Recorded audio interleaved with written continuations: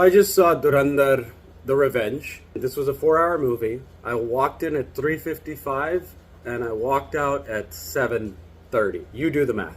I tried. This is what I wrote. I wrote, it was a low IQ, rage bait, anti-Islamic, anti-Punjabi revenge porn with not an ounce of realism to brainwash an entire youth against the minorities of their own country.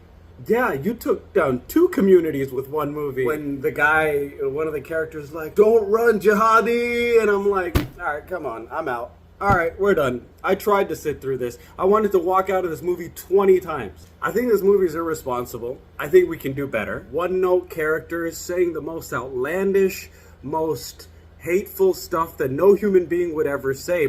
They boast about raping people in Bangladesh and having a bunch of kids they don't know about running around because they're proud of that. To their own son, by the way. The first one, at least it was a good movie. The technical elements of it are good, even though it's the same underlying hateful message that everybody who's not a Hindu is somehow bad. Not one good Muslim character that I can think of. This movie wasn't only anti-Pakistan, it was hyper-Islamophobic. It's propaganda packaged in good music, okay music, good cinematography, decent action, okay acting. Arjun Rampal was carrying the weight of this film as best he could, to where you were like, oh, I want to see him again. I didn't even care to root for the main character. I didn't care what happened to him at the end. That's why I walked out.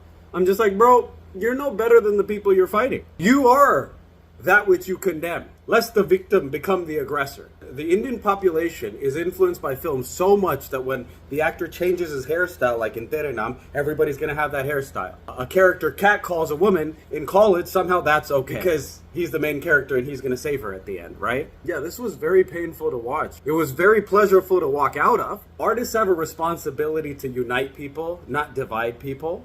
And it's crazy how, like, reviewers who say this is clearly a propaganda film filled with hatred, as its through line, they get death threats. Huh. So calling out hatred makes you hated. Who would have thunk? I gotta go eat my dinner.